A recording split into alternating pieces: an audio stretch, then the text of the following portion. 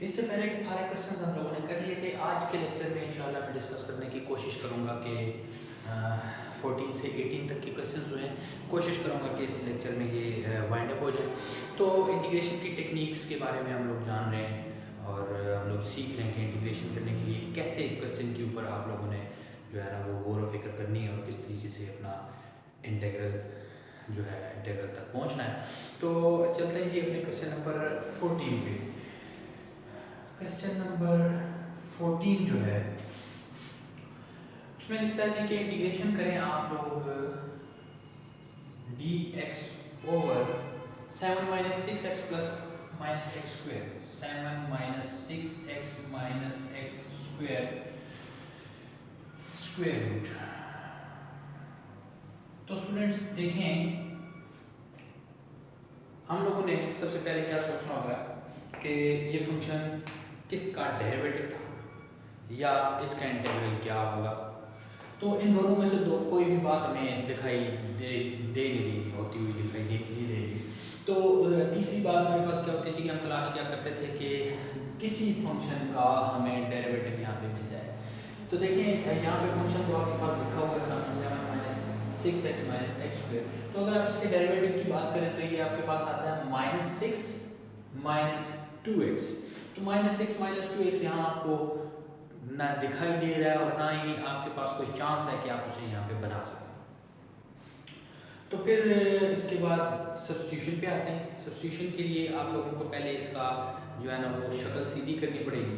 तो शक्ल सीधी करने के लिए मैं अगर यूँ करूँ कि थोड़ा सा इसे एडिट करूँ या अमेंड करूँ सॉरी अमेंड ना करूँ बल्कि इसकी जो है ना वो शेप को बदलने के लिए मैं अगर ऐसे करता हूँ, सबसे पहले dx ओवर मैं ऐसा करता हूँ, सबसे पहला काम जो है ना वो माइनस को कॉमन ले लेता हूँ ताकि जरा हमारे लिए इजी व्यू बन जाए इसका।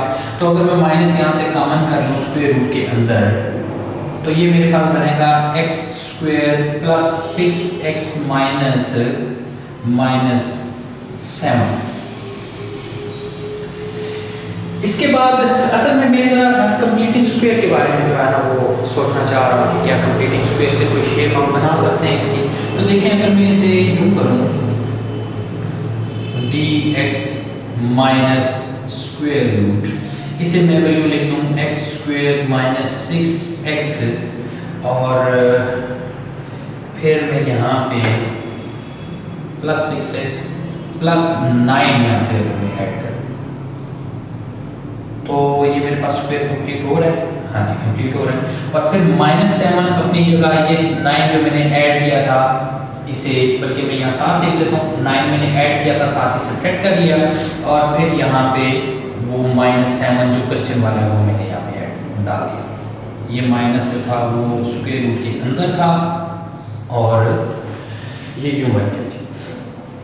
अब देखें क्या सिचुएशन बनती है। ये मेरे पास बनता है जी dx over square root of, यहां तक मेरे पास ये बन रहा है x प्लस 3 का होल स्क्वायर।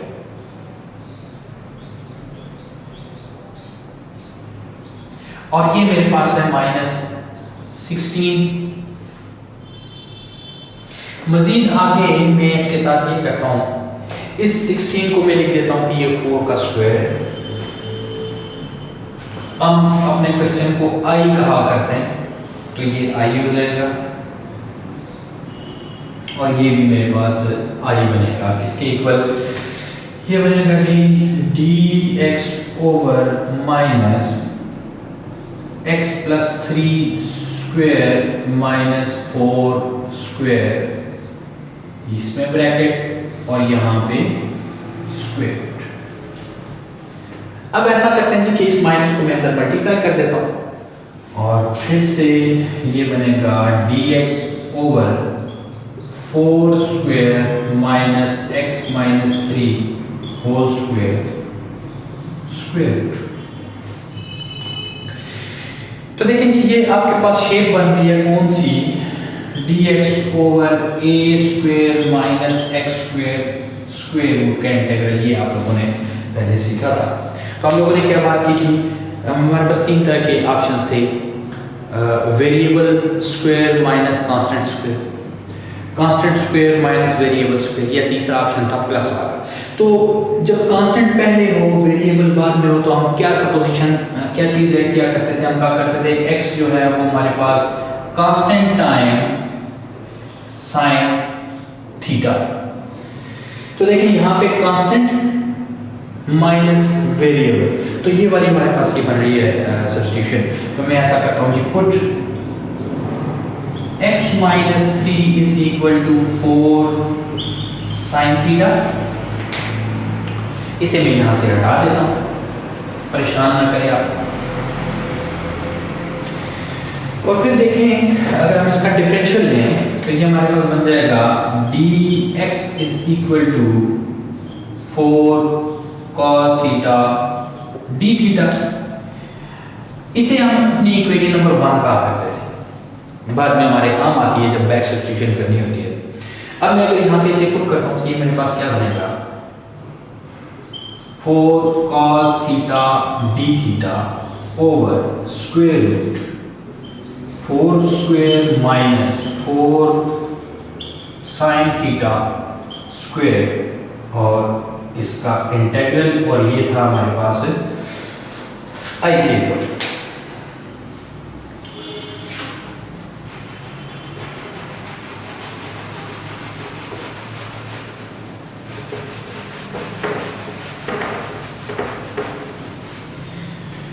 नेक्स्ट स्टेप में ये हमारे पास क्या बन जाएगा, ये बनेगा कि i is equal to 4 cos theta d theta over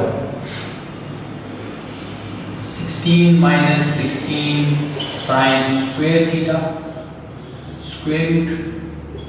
और फिर मैं अगर 16 को यहाँ से कॉमन लूँ तो मेरे पास बनेगा 4 cos theta d theta over 16 into 1 minus sin square theta.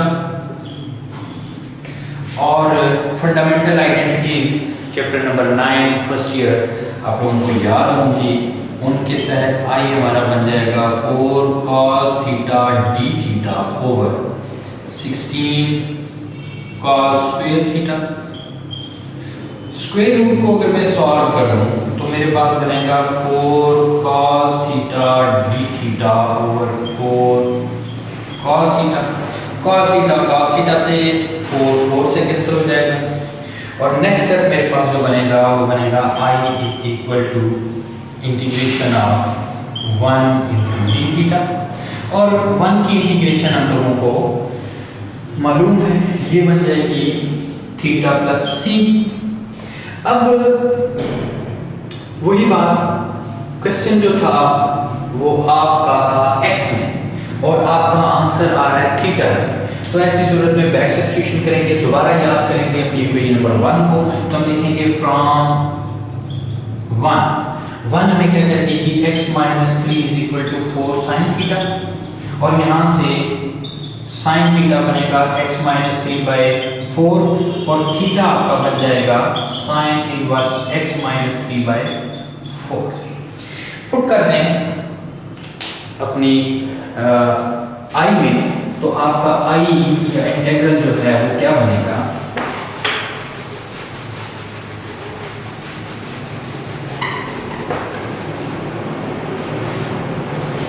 आपका i बन जाएगा जी, i बन जाएगा थीटा की जगह आपने पुट करना है sign inverse x plus 3 over 4, ये प्लस था और ये भी प्लस था, x प्लस 3 ओवर 4 और प्लस कांस्टेंट ऑफ इंटीग्रेशन। तो ये बच्चों आप लोगों के क्वेश्चन की इंटीग्रेशन थी। देखें शुरू में देखने में क्वेश्चन क्या अजीबोगरीब लग रहा था, ना हमें डेरिवेटिव मिल रहा है, ना हमें इंटीग्रल का पता है, ना ही उसका डेरिवेटिव मिल रहा है, और कुछ समझ नहीं आया सब्स्टिट्यूशन होगी तो कैसे होगी। तो ऐसी सूरत में आपकी जो 9th 10th में जो आप लोगों ने फैक्टराइजेशन पढ़ी थी वो काम आ गई हमारे। तो इसके बाद हम चलते हैं अपने क्वेश्चन नंबर 15 पे। क्वेश्चन नंबर 15 बड़े मजे का क्वेश्चन है, ये आप देखेंगे तो हैरान रहेंगे। क्वेश्चन नंबर 15 में है आपके पास इंटीग्रल देना है cos theta over sin theta, cos x over sin x into log sin x। तो आई है आपके पास cos x over sin x log sin x dx। तो देखें कैसा अजीबोगरीब सा क्वेश्चन है। अगर मैं cos का डेरिवेटिव देखूं तो sin यहाँ मौजूद है, लेकिन log sin का क्या होगा? कुछ भी नहीं होगा। अब चलते हैं जरा, अगर हम sin का डेरिवेटिव देखें तो cos मेरे पास मौजूद है, फिर log sin बेचारा महरूम रह जाता है इंटीग्रेशन से। तो अब अगर मैं log sin का जो डेरिवेटिव है वो चेक करूं तो log sin का डेरिवेटिव होता है कि 1 over sin x into cos x। तो मजीद आप लिख सकते हैं cos x over sin x। इसका मतलब है log sin x को अगर मैं अपना फंक्शन मान लूं तो उसका डेरिवेटिव यहाँ पे मौजूद है। तो ऐसा करते हैं कि हम अपने log sin x को अपना फंक्शन मान लेते हैं और फिर इंटीग्रेशन की तरफ चलते हैं। तो मैं अगर कहूँ कि let log sin x is equal to some variable से z है, दोनों साइड पे मैं इसका डिफरेंशियल ले लेता हूँ तो बनेगा 1 over sin x into cos x is equal to dz। ये हमारी इक्वेशन नंबर 1 हुआ करती है। पुट करें दोबारा i में तो आपका जो i बनेगा वो बनेगा 1 ओवर z dz और उसका इंटीग्रल। ठीक है जी, मैंने cos x over sin x dx को पुट कर दिया dz और log sin x जो था वो मेरे पास z के इक्वल था। तो देखें 1 ओवर x की इंटीग्रेशन जो है वो ये 1 ओवर z की इंटीग्रेशन किया, तो ये आपके पास इंटीग्रेट होके बनेगा log z प्लस c। दोबारा चलें, अच्छा देखें जी फ्रॉम 1 z आपके पास क्या था log sin x, तो z की जगह log sin x पुट कर दें तो आपका इंटीग्रल बनेगा log sin x plus c। तो ये बच्चों आप लोगों का रिक्वायर्ड इंटीग्रल है। आगे चलते हैं अपने क्वेश्चन नंबर 16 की तरफ, और क्वेश्चन नंबर 16 बिल्कुल क्वेश्चन नंबर 15 जैसा है, घबराने की जरूरत नहीं है। थोड़ी सी इसने जो है ना ब्रैकेट्स लगा के आप लोगों को कंफ्यूज करने की कोशिश की है, तो आप लोगों ने कंफ्यूज नहीं होना, ब्रैकेट्स को जरा अच्छी तरह से फंक्शन को देख लेना है, बिल्कुल ऐसा ही फंक्शन है। तो फंक्शन है जी आपके पास इंटीग्रल ऑफ, क्वेश्चन नंबर है जी ये 16 और ये है जी integral of cos x into log sin x over sin x dx।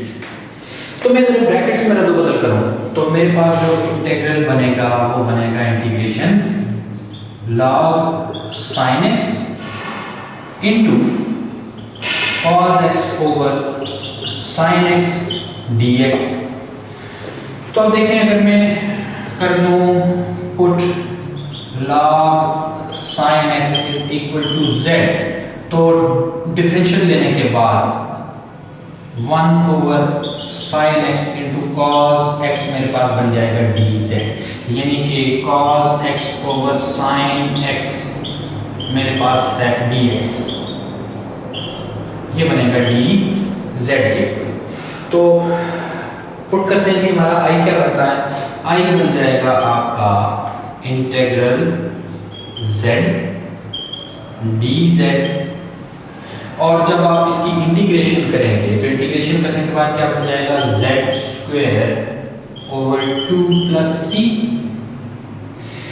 फिर आए अपनी इक्वेशन नंबर 1 की तरफ, जो हमने सब्स्टिट्यूशन की थी, इसमें z की वैल्यू आप लोगों ने क्या रखी, उसको दोबारा से अपने इंटीग्रल में पुट करके आप लोगों का सॉल्यूशन आपके सामने आ जाएगा।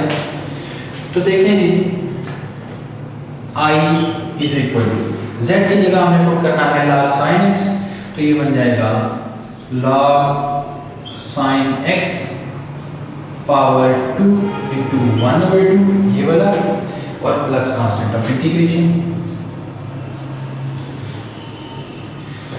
तो ये है बच्चों आप लोगों का इंटीग्रल। इसके बाद चलते हैं जी हम अपने क्वेश्चन नंबर 17 की तरफ। तो क्वेश्चन नंबर 17 की जो स्टेटमेंट है वो मैं लिख देता हूँ यहाँ पे। ज़रा ये क्वेश्चन नंबर 17, 18 थोड़े से हैवी किस्म के क्वेश्चन है, ज़रा ध्यान से बैठिएगा। तो देखें जी आपके पास बन रहा है इंटीग्रेशन ऑफ x dx, हाँ जी, integration of x dx over ये बन रहा है जी आपके पास 4 + 2x + x², 4 + 2x + x²। और हाँ जी, अब देखें आपके पास जो इंटीग्रल है इसमें देखें कि आपके पास जो यहाँ पे बन रहा है ना नीचे वाले फंक्शन का डेरिवेटिव, अगर मैं इसका डेरिवेटिव कैलकुलेट करूँ तो ये बनता है 2x + 2। तो देखें यहाँ 2x आप क्रिएट कर सकते हैं, 2 से मल्टीप्लाई डिवाइड करके, कांस्टेंट से मल्टीप्लाई डिवाइड हम कर सकते हैं, और साथ +2 लाना है तो कांस्टेंट को ऐड सब्ट्रैक्ट भी हम लोग कर सकते हैं साथ साथ। तो ऐसा करते हैं जी, सबसे पहले मैं अपने इंटीग्रल में 2 से मल्टीप्लाई करता हूँ, 2 से डिवाइड करता हूँ, तो डिवाइड वाला 2 मैं बाहर छोड़ देता हूँ और मल्टीप्लाई वाला 2 जो है वो मैं अंदर मल्टीप्लाई कर देता हूँ। तो ये मेरे पास बनेगा x² + 2x + 4। अब मुझे चाहिए यहाँ पे +2, तो मैं एक बार +2 यहाँ पे ऐड करता हूँ, साथ साथ सब्ट्रैक्ट भी कर दूंगा। तो ये बनेगा 2x + 2 - 2 over x² + 2x + 4 dx, और इसका इंटीग्रल। ये इंटीग्रल लेने के बाद अब आप देखें, आप इसका डेरिवेटिव ये यहाँ तक मौजूद है, इसका मतलब है कि ये वाला हमारे किसी काम का नहीं है, इसे हम अलग कर देते हैं। तो ये बन जाएगा आपके पास 1/2 2x + 2 over x² + 2x + 4 -2 over x² + 2x + 4। इसके बाद हम थोड़ी सी स्पेस बना लें अपने पास, फिर बाकी बातें करते हैं।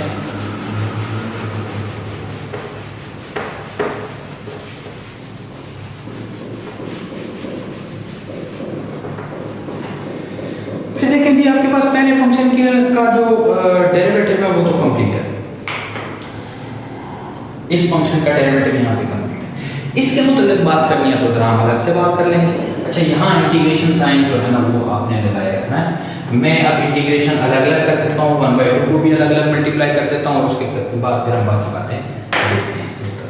तो ये आपका जो i है ये बनेगा 1/2 integration of 2x + 2 over x² + 2x + 4 -1/2 integration of 2 over x² + 2x + 4।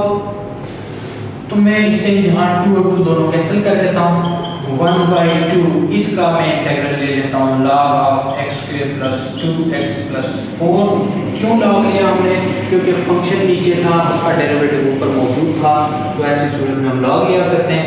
Next, ये जो फंक्शन है इसे अगर मैं अपने पिछले क्वेश्चन की तरह थोड़ा सा इसके मतलब बात करूँ, क्वेश्चन नंबर 16 में जिस तरह से हमने कंप्लीटिंग स्क्वायर किया था, तो मैं अगर इसे ऐसे लिख दूँ 1 ओवर x² + 2x + 1 + 3 dx। अच्छा, dx सब जगह मौजूद है, मान लीजिए मैं मिस कर गया,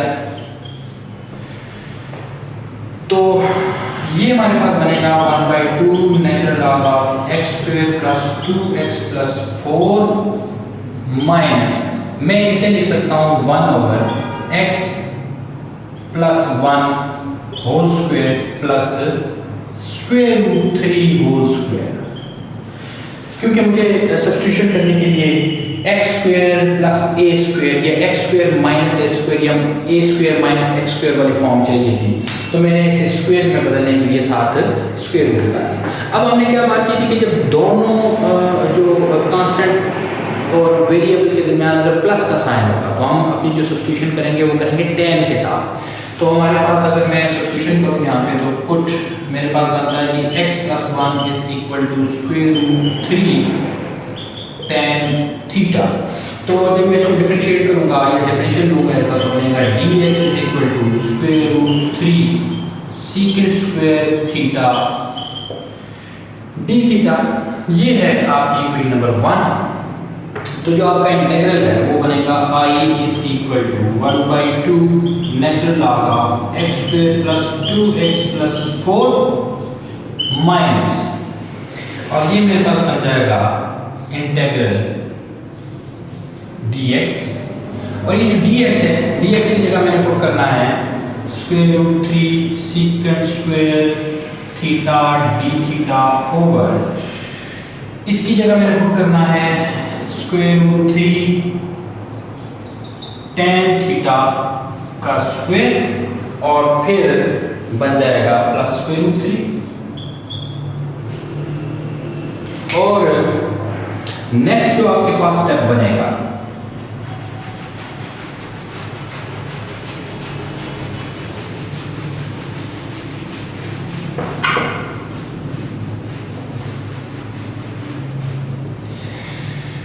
वो क्या बनेगा थे,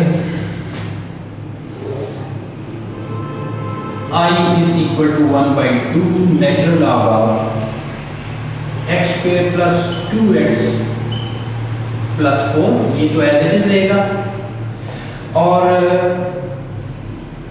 ये आपके पास बन जाएगा minus integral of square root 3 secant square theta d theta over,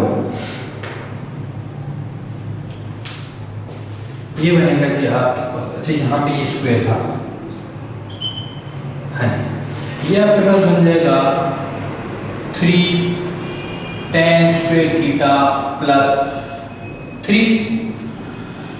next है 1/2 log x square plus 2x plus 4 minus square root 3 secant square theta d theta over 3। अगर मैं यहाँ से कॉमन ले लूँ तो बनेगा tan स्क्वायर थीटा प्लस 1।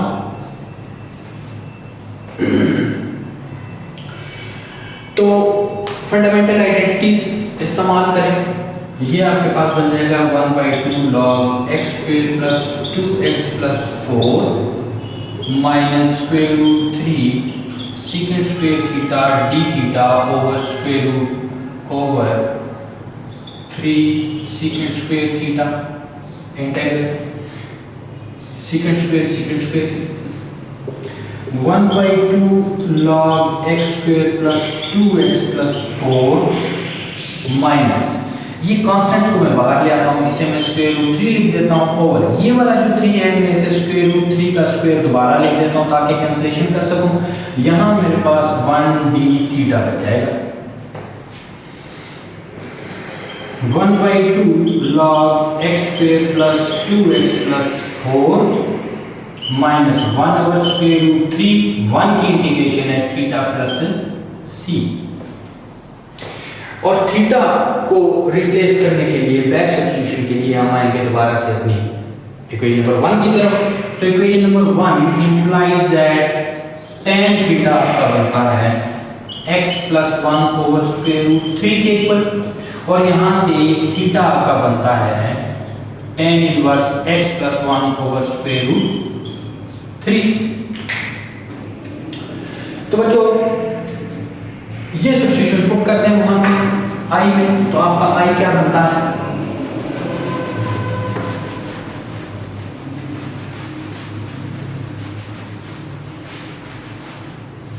तो देखें जी जो i बनता है आपका वो बनता है i is equal to 1/2 natural log of x square plus 2x plus 4 और minus 1 over square root 3 tan inverse x plus 1 over square root 3 plus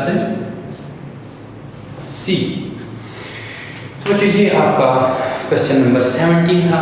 अब हम बात करेंगे अपने क्वेश्चन नंबर 18 की तरफ, लेकिन उससे पहले मैं बेहतर समझूंगा कि मैं बोर्ड को क्लियर कर दूं। तो बोर्ड को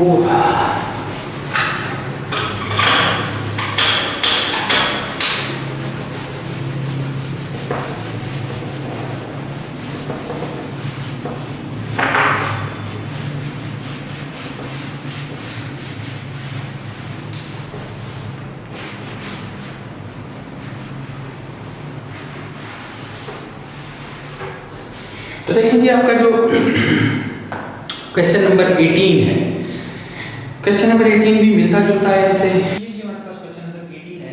देखें इसके ऊपर सारी बातें हम लोग आजमा लेंगे। यहाँ पे अगर इसका डेरिवेटिव तलाश करने की कोशिश करेंगे तो इसका डेरिवेटिव बनेगा 4x³ + 4x।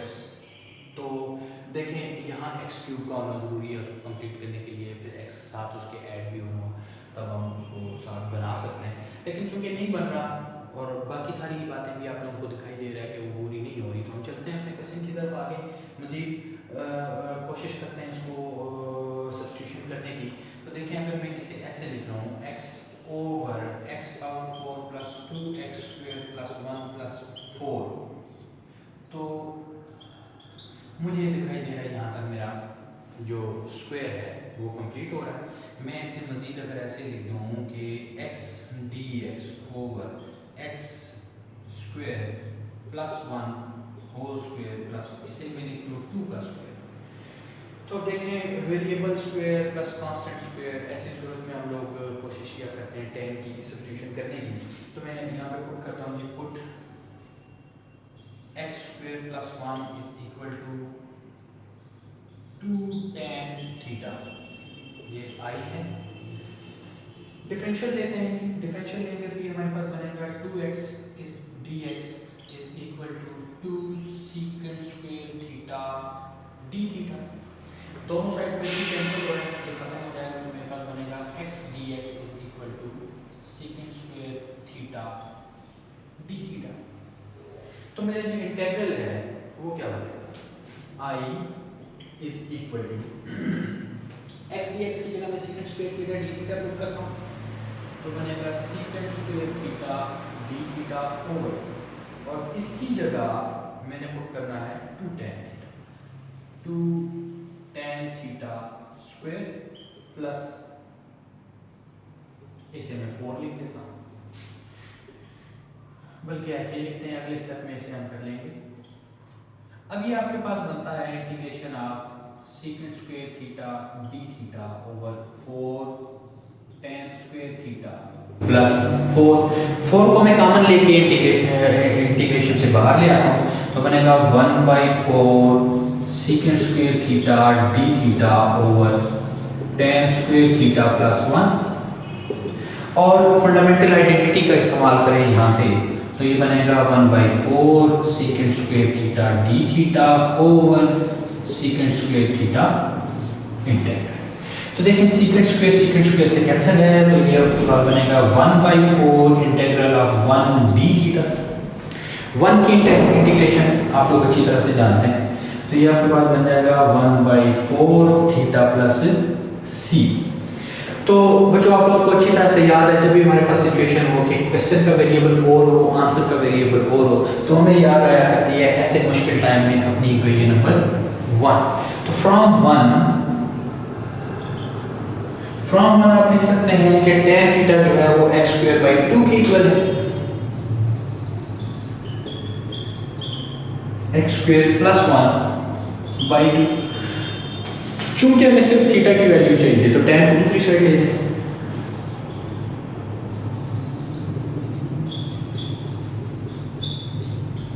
i में पुट करें तो आपका जो i है वो बन जाएगा 1/4 tan inverse x² + 1/2 plus constant of integration. तो बच्चों ये आप लोगों का सॉल्यूशन था। आज के लेक्चर को मैं यहाँ पे वाइंड अप करूँगा और आपसे फिर दोबारा मुलाकात होगी इंशाल्लाह अगले लेक्चर में बाकी क्वेश्चंस के साथ। इजाज़त दीजिए, अल्लाह हाफ़िज़।